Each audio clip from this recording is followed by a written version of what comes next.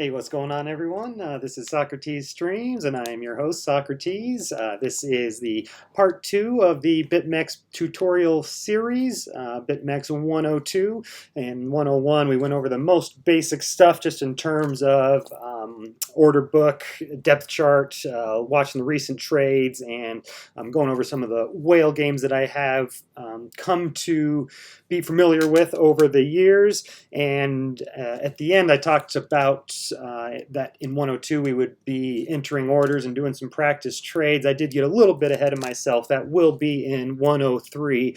For today, what we have scheduled, we're going to be going over my criteria, what is most important to me when I'm comparing different exchanges, and then we're going to be going over some contract details and looking at the comparing BitMEX to the list of what is most important for me when comparing an exchange. So again, just want to say that I'm not recommending anybody sign up to BitMEX. I am just simply sharing what I do and what I think.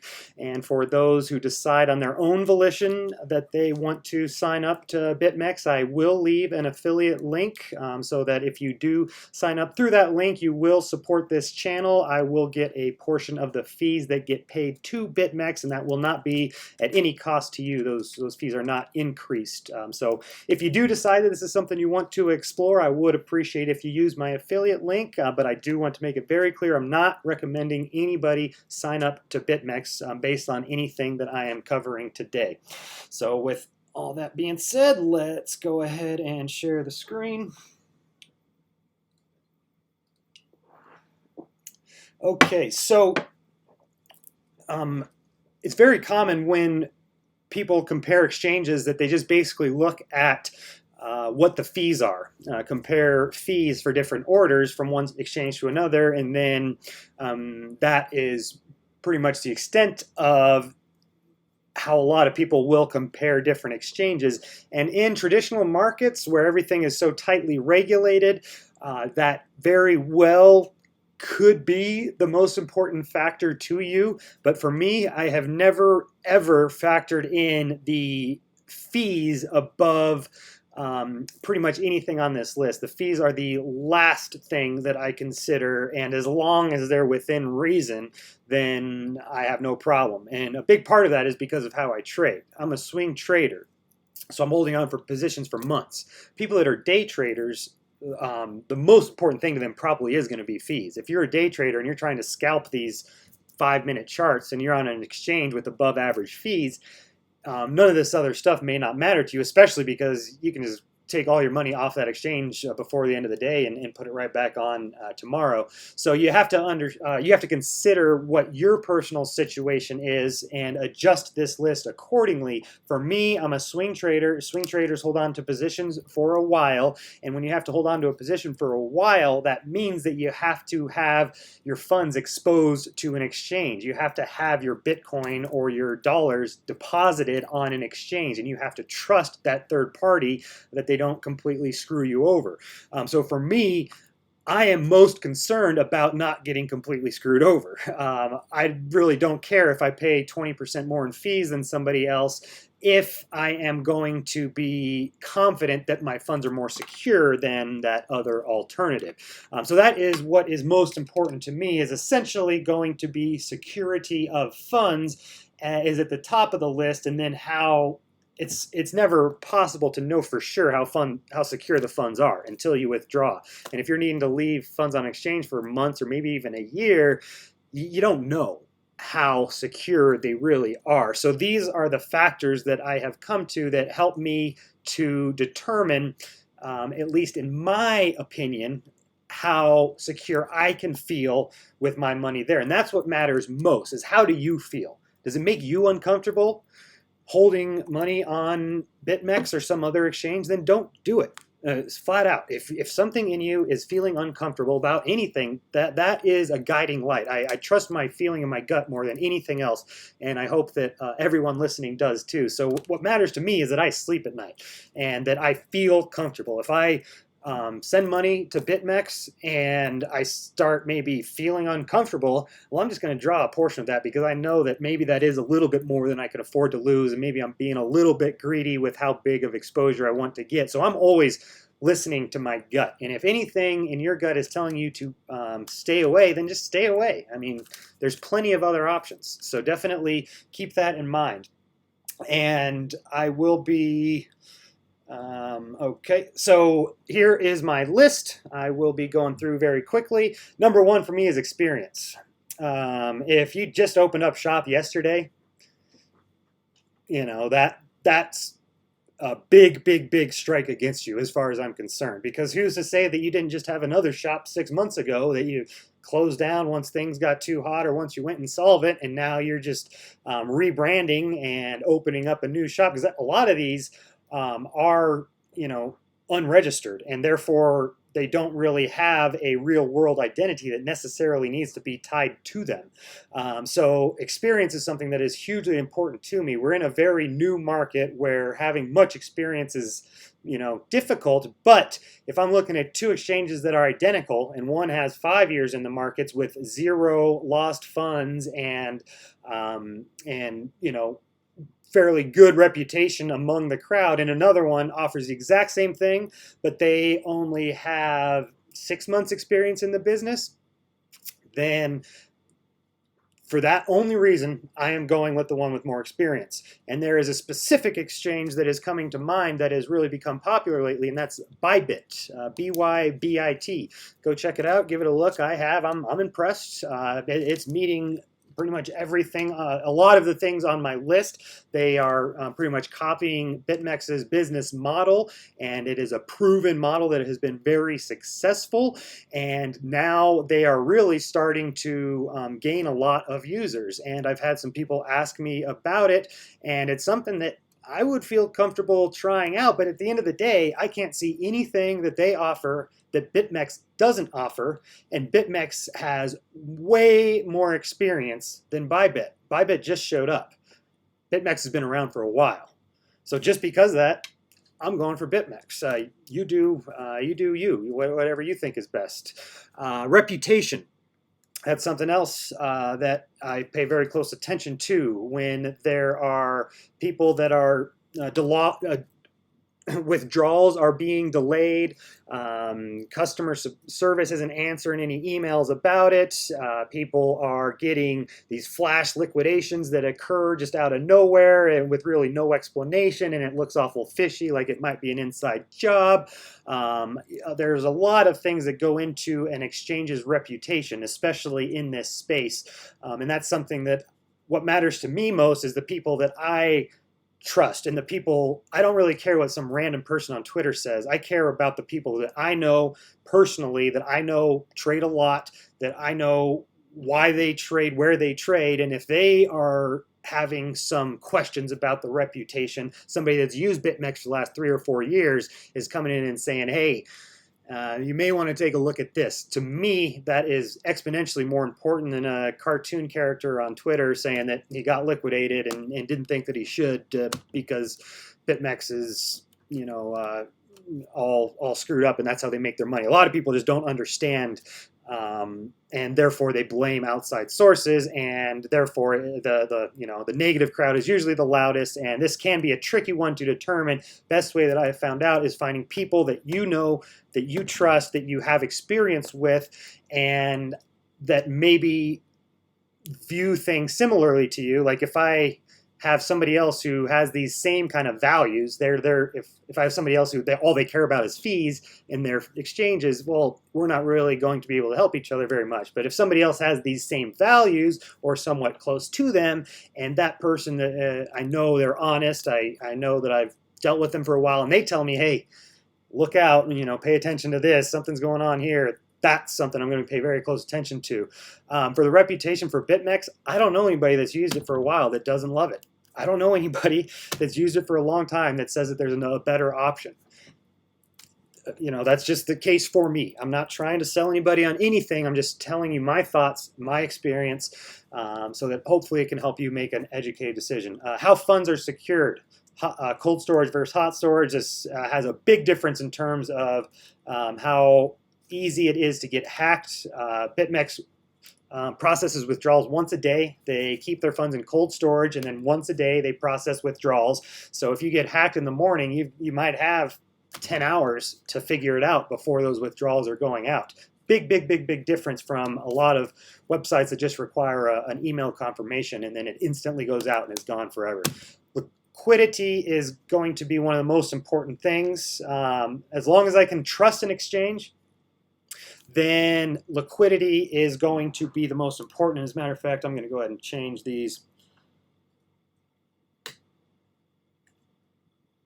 Okay, because liquidity moves even down one notch, because for me, what matters most is how much can I entrust keeping my money on this exchange. And transparency is one that is very important to me. That's what Bitcoin is built off of. Anybody that's in Bitcoin values transparency. I'm pretty sure of it. If not, then you probably don't really know what's going on here. So for me, if I see an exchange that is, man, I really screwed that one up. Sorry about this, guys. So what we want is this one down here. Okay, now it's right. My fault. Liquidity is so important, it can be easy to jump that up there. So for me, what's most important when I'm wanting to keep my money on an exchange is basically experience, reputation, how funds are secured, and then I'm looking at transparency. Because there are many times where it seems like there's great experience here, maybe there's good or okay reputation, the funds are stored great, but what's even more important for me than solvency is transparency. And Bitfinex and Tether is the perfect example. It sure seems like Bitfinex is awfully solvent. I mean, they just had a $1 billion IEO, which followed all sorts of stuff. But and then they're also partnered with Tether, and the same owners own both companies, which has allowed Bitfinex to potentially remain solvent even when they are not. So this is a situation where I have very little trust for Bitfinex because there's very little transparency going on there. They're borrowing from Tether to pay Peter, who's withdrawing from Bitfinex, and then when that doesn't work, they're having to do an initial exchange offering to raise $1 billion to keep everything going, and not really knowing where in the heck that money's going to. Is it just to shore up old balance sheets? What is it for the lawsuit? I mean, what's going on there? So this is a great example how lack of transparency can be enough for me to just completely stay away from an exchange. I've never felt comfortable with Bitfinex, mainly because they're close tie with Tether, and how that has allowed them to potentially cook the books. I'm not saying that they did. I'm just saying that's what, from my perspective, is most likely. And when something is a glaring red flag, that makes me uncomfortable keeping my money there. That keeps me up at night. Nothing is worth me being kept up at night. So that's why, even if everything looks good, if things aren't transparent, then I am not going to be feeling very comfortable. Next up is solvency, and that's really, this is at the top of the list, but how do you trust in solvency? I mean, how do you trust that a company is solvent and is going to remain solvent?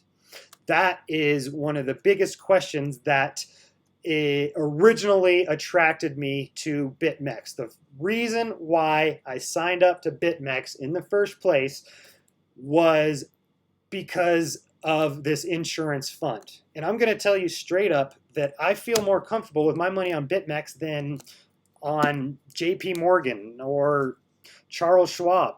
I mean, that sounds insane to say, but I believe in Bitcoin to my core, and I have very little trust in the traditional financial markets, no matter how much they're regulated.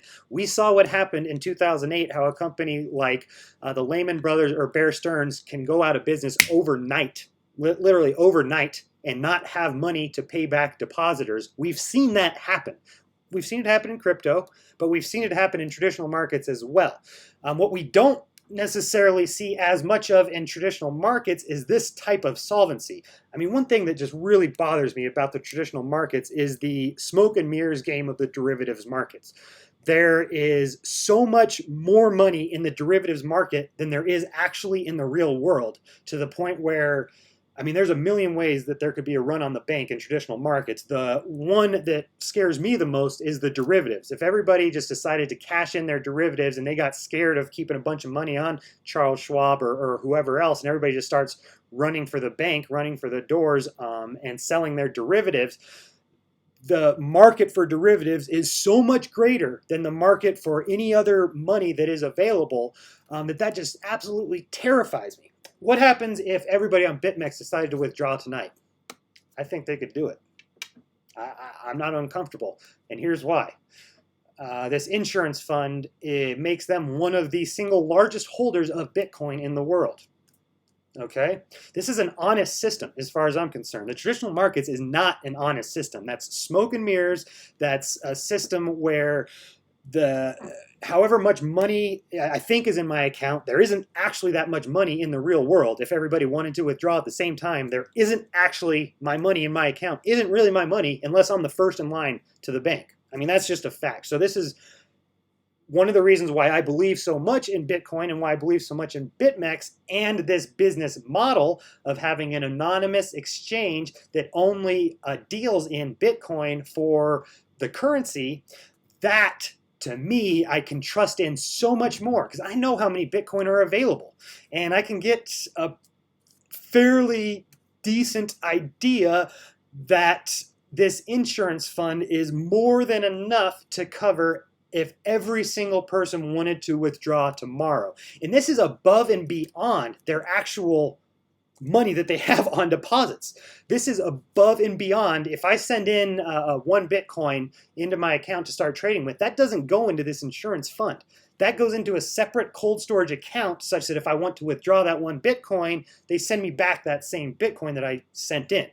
This insurance fund is basically gets built when people get liquidated. If you get liquidated on BitMEX, it's about a 20% fee, and we're going to go over ways to protect yourself so that that never happens, ever, if you're diligent. But if you are undiligent, then you're going to get liquidated, and that fee is going to, in large part, go into this insurance fund. And this insurance fund is essentially the proof of solvency, if you, for me. The insurance fund is here saying, look, if something happens where we can't cover a position, where somebody builds a $100 million short position, gets liquidated, and we can't cover that, look, here's where that money is coming out from. We're paying them from this right here. We've got money set aside.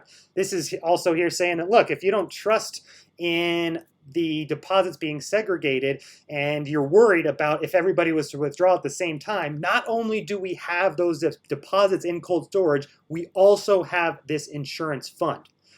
This is the most important part about BitMEX to me. This is the reason why I signed up and the reason why I feel comfortable keeping my money on here, and is also the reason why I value BitMEX over any new competitor. Somebody like Bybit, they're copying BitMEX's business model to a T, which they're going to make a lot of money. It's a great idea. But I'm still not interested in moving my business over there because BitMEX has more experience and BitMEX has this enormous insurance fund. Bybit will tell you that they have an insurance fund, but it ain't anywhere near as big as this pot is right here. So this is what makes me feel very comfortable about depositing my money there and also affiliating for it. Like I said, I'm not recommending anybody sign up, but I will affiliate for sites that I believe in, because it can be very difficult in this crypto world to find something you believe in. And something just to look back is to see how this insurance fund is constantly increased. Like, find me a time when this insurance fund has gone down, where they've actually had to use it. There's going to be a time or two there, but it's freaking rare. Compare this to someone like BitMEX. What happened when they had an enormous position that got liquidated that they couldn't cover? They clawed it back. They said that the traders that were profitable, we're going to go ahead and take that profit back from you because, hey, we can't cover it. So the only way that we can cover this is by taking the profit from the traders who were on the right side of the trade and taking it back because of this person that got liquidated and the exchange didn't have enough liquidity to go ahead and fulfill that. So they clawed back the profits that somebody else made. Imagine you go long Bitcoin from $10,000 up to $20,000 on a big leverage position and you're up huge, and they say, oh, yeah, we're not going to pay you because somebody else lost more than they could afford to cover. So tough noogies. That's unacceptable to me, and I do not think that, I have no fear of that happening on BitMEX due to this insurance fund. Okay, enough about that. We're just going to go ahead and look at some quick details in terms of these contract details. So this was the real site that we're looking at here because I wanted to pull up that insurance fund. We'll just go ahead and go back to the test money site. And what we're wanting to look at is the contract details. In the first episode, we were kind of wondering, what's this amount? Is this 1,132 for sale? Now it's 632. Is that number of Bitcoin or is that something else? And we noticed here in contract value that each contract is $1 USD. Each contract is worth $1. So now let's take a little bit closer look at these contracts. So the XBT USD is a perpetual contract, which means it doesn't expire. That's huge. That you could hold a leverage position on BitMEX for years if you wanted to is a bit of a unique circumstance. Not entirely unique, but is very important. And they were one of the first, I think, to come out with this. A lot of the things that people are now copying, I really think are coming from BitMEX. And when you have the original versus the copycat, I know where I want to be. Okay, let's see here. What is important to note in terms of the fees is that it's an exchange. It's a peer-to-peer exchange. There's funding rates that you have to pay, but on BitMEX, one side of the trade pays the other side of the trade. That's very rare. Outside of these new sort of copycats, this is something that was unavailable anywhere else, where I could enter short and get paid 0.01% of my position every 8 hours. That is huge compared to when both sides of the trade are paying and BitMEX is collecting, or the exchange is collecting, and both parties are losing. The longer you hold on to the trade, the more you pay in funding. That's much, much, much different from this, which is directly peer-to-peer. If the longs are paying, then the shorts are receiving. So in the long run, this could be a bit of a break even. It might cost a little bit less than it would have otherwise, or it could actually be significantly profitable. If you just start thinking about how you don't want to be on the same side of the trade as everybody else. If everybody's long, then it's probably a good idea to be short. And this is a great way to kind of put your finger on that pulse. We're going back to the real side just because I know how to use it a little better. So what we want to see is the funding rate history for Bitcoin. So what we did there is we went to more details under contract details. And then up on the top left here is where we're looking at the insurance fund. Right above that, we can go to funding history. And if we click on XBT USD, it just gives us for Bitcoin. So here we can get a kind of a feel for, okay, longs have been paying. Right here, longs were receiving. What we want is for a big kind of jump in the rates. And it's kind of weird that we're not seeing any here. So here's a pretty good one. Here we go. So here, notice how up in here, we're like 0.01, 0.03, all very reasonable. Once it gets up to 0.1, or even like 0.1, 0.09, 0.07, this is starting to get significantly more than the average, which is telling us that one side of the trade is getting overwhelmed. So right here, we see that longs are paying 10 times as much as they normally pay. 0.01 is pretty average. So here they're paying 10 times as much as they normally pay. Might be a good idea to go short just to collect on that funding fee, but then also if everybody's on one side of the trade, this is definitely an indicator that I use and track closely. There is an indicator on TradingView called BitMEX funding rate. You can pull that up and notice how when these rates get really out of line, the price tends to react in a certain direction. So I did realize that I skipped a couple parts before we dove into the contract details. So let's just go through these real quickly. So solvency, that insurance fund, is what makes me believe BitMEX is more solvent than any other exchange in crypto. Simple as that. Liquidity, it's unarguable that BitMEX has the highest liquidity in the game, especially for Bitcoin. That's undisputable, and it may change soon. But even if it does, it would have to change a whole lot to overwhelm these reasons above it. Okay, and then customer support, that is final. It's nice having customer support when you need it. It's not something I feel is necessary. If there's terrible customer support, I'll still probably try it out. BitMEX has actually got pretty decent customer support, which surprised me. I was not expecting that.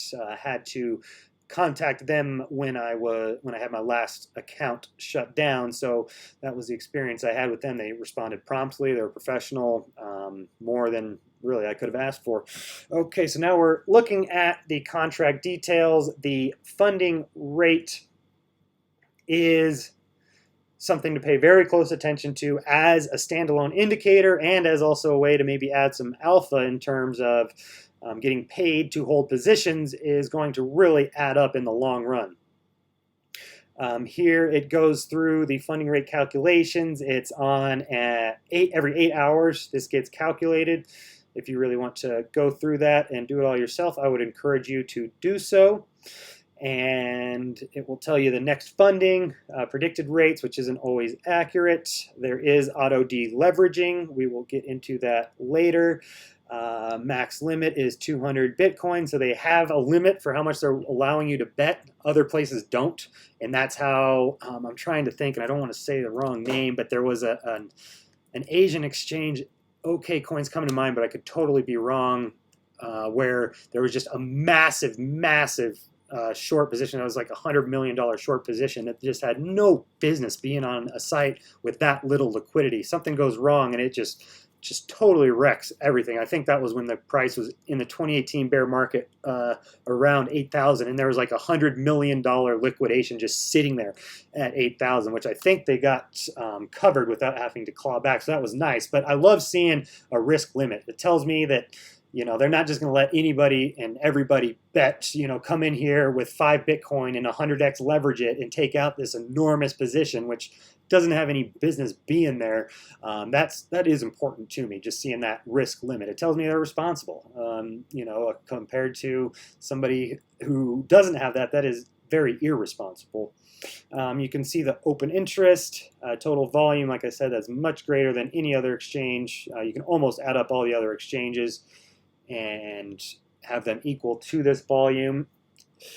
Okay, so we got max order quantity. Say that 200 Bitcoin becomes worth, you know, $1 billion.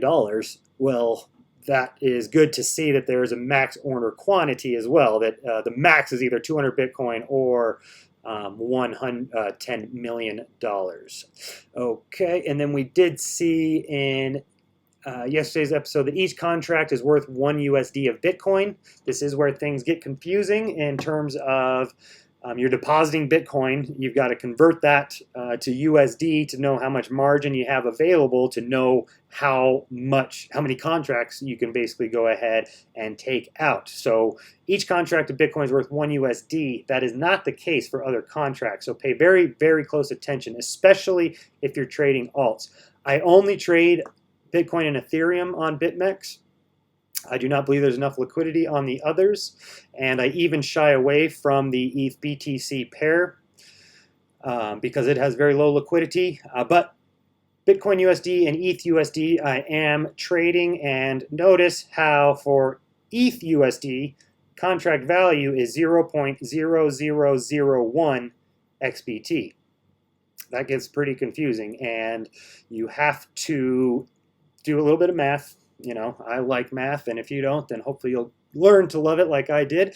And it's a good exercise just to make sure that you know what the contract value is and how much you're going to be risking, how much the position size will be. I will show you a little trick that I use. So let's see, we come over here to Ethereum, and then notice how on the testnet, ETH USD contract value is 1 ETH. This is the one area where BitMEX gets really confusing, and I really wish they would change things. But if you're just diligent and paying attention, it won't be any issue. You just always check the contract value. On the testnet, it's 1 ETH. And then on the regular network at 0.0001 BTC. So pay very, very close attention to that. And let's say, so in my account, I have, right now, this is my test account, 0.0102 Bitcoin. And I'm wondering, I want to go 10x, and I want to know what's the max that I can buy. So I'm going to come in here and start with just some kind of guess. I put in 500, and then we see that it does estimate this for us. The cost is 0.9365, so that tells me I'm awfully close. Let's go ahead and do like maybe 650. That's probably way too much. About 525, 550. So you can just kind of tinker with this until you get to an amount, and opposed to doing the calculation by hand. You can come in here and just move this around, and now you see that 1 point, oh geez, yeah, that's because now this contract is 50 ETH, so that's 1. So now we're going to like something like 54, how about? So now we've got, the cost would be 0.1011. I've got 0.01, okay, so we need to drop that even lower, and now we see that we would have enough money. Maybe we could do 5.4, but it's not going to let. The minimum is 1 contract size. So this is the most that I could buy right now with this margin using 10x leverage, is 5 ETH, which is worth 5 ETH. Would be much different if I was on the regular network. So pay attention to that. On the regular network, we've got contract value here, and then look how that changes for ETH, depending on if you are perpetual or future.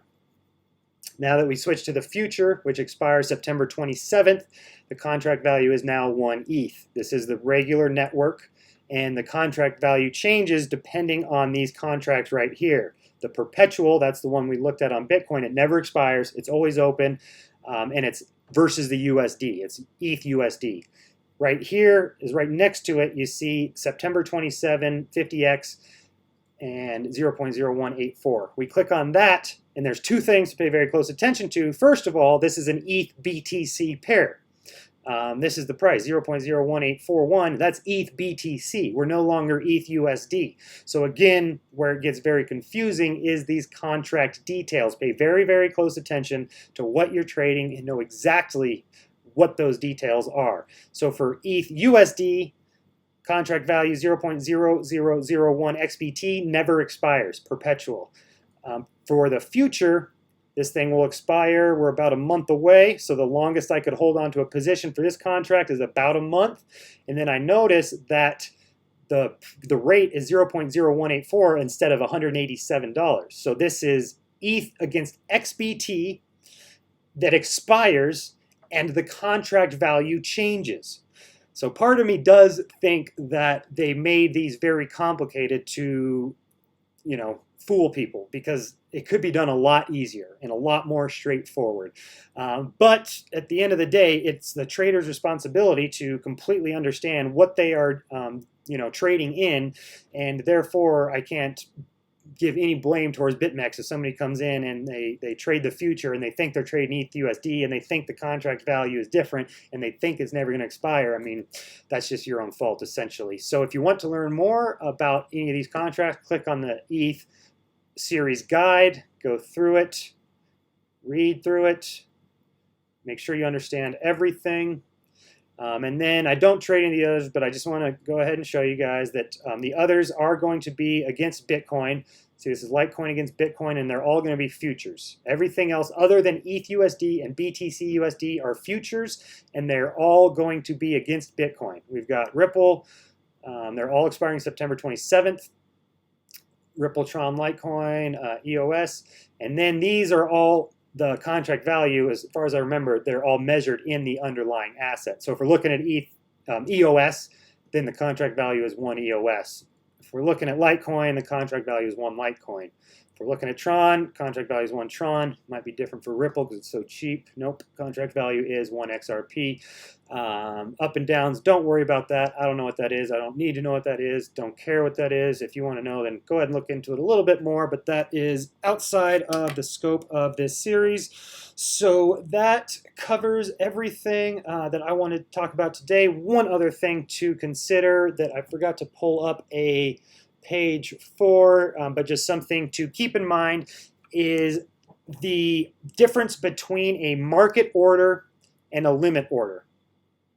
Okay, when I enter a market order, it's going to go in right away. Let's just go ahead and do this really quickly. So I'm entering a market order to buy 1 ETH. Right away, I'm going to buy from here, okay? Right away, boom. And it comes, order filled, right over here. That's my order. I just bought 1 ETH. If I'm going to limit buy, I need somebody else to sell into me. So I just went ahead and entered an order. It went from 6 to 7, showing that my order was added, that my order is here, but it hasn't been filled. If nobody sells into me, then this doesn't get filled. If we only just see buyers, buyers, buyers push the price through this resistance, then my order isn't going to get filled. Okay, very important to understand the difference between a limit and a market order. And the reason why I'm going over this right now is because there are different fees. When you enter a limit order on BitMEX, you actually get paid. Similar to the funding rates, the market order is always going to pay a fee. I want to say it's about 0.2%. Don't quote me. I forgot to look it up. It's somewhere around there. It's very reasonable. It's not unreasonable at all. And when you take a market order, you pay that fee. And when you pay that fee, a portion goes to BitMEX and a portion goes to the other side of the trade, the person who provided the liquidity. When I enter a limit order here, I'm providing liquidity. I just took the number of buys from 6 up to 7. So there's more liquidity. Doesn't seem like much, but it adds up when everybody's doing it. So there we go. The price moved up and I didn't get filled. So my market order is now moving in my favor. But if I was waiting for a limit order to get filled, I might get left behind. So that's why the market orders pay, because you always get filled. The limit orders get paid because you are at risk of getting left behind and not getting filled. So if you enter a limit order, you are going to get paid the fee. You're not going to have to pay anybody anything. You're going to be up money as soon as you enter that trade because you got a portion of that fee. If you're trading really small positions, it won't show up here because this only goes 4 decimal places, and the amount that we are up and for a small position will be much less than 0.0001 XBT. Since that only goes 4 digits, then we know that if we're trading small positions, we know that our profit isn't showing up. Here, when we hover over, it does show zeros, but then it says that we're down 1.08%. Well, that's because we took a market order, but the market has moved slightly in our favor. Moved a little bit in our favor, but we still are down due to the fee from that market order that we took. So know that when you enter market orders, market or stop market, that you are going to be paying fees and always getting filled. Whereas if you enter limit orders, you're going to be getting paid to enter limit orders. And there are people out there who make a living just by buying and selling the same exact price with limit orders. If you've got a big enough bankroll and you're getting paid, I want to say it's like 0.04%, something like that, for every order, and you can just get in and get out at the same price, I mean, there's plenty of money to be made there, and there's absolutely people doing that. Again, it's not something I'm too concerned with. It's nice knowing when I'm holding on to a leveraged position for months that I might actually get paid for that position. It's not likely if a position is moving in my favor for that long that I would be getting paid, but it's nice to know that fees will get offset, or sometimes I will be profitable from those fees. And then furthermore, using that as an indicator to determine when too many people are on the wrong side of the trade can be very powerful. So that concludes BitMEX tutorial 102, and we'll be coming right back with the 103. In that part, we will finally get into placing these orders. Here I went through really quickly and just to explain the difference between a market and a limit. In the next episode, we're actually going to be going through all of this stuff that is up in here, how what's coming on up in here, and then these different orders that are available here. We'll also be looking at different types of orders down in here. So definitely stay tuned to learn more about order types, entering and exiting positions, and also entering stop losses. That will be in BitMEX tutorial 103, and then 104 and 105 will get much more advanced in terms of calculating leverage, understanding the difference between cross leverage and isolated leverage, looking at the futures curve to determine potential major tops and bottoms, and also looking at that to determine potential hedging and arbitrage opportunities. So stay tuned. Got a couple great videos coming up, and thank you for everyone who took the time to view this. If you do have any questions or concerns, please leave some comments, and I'll do my best to clarify anything that a lot of people are confused on. And other than that, I will look forward to seeing everyone on the next video.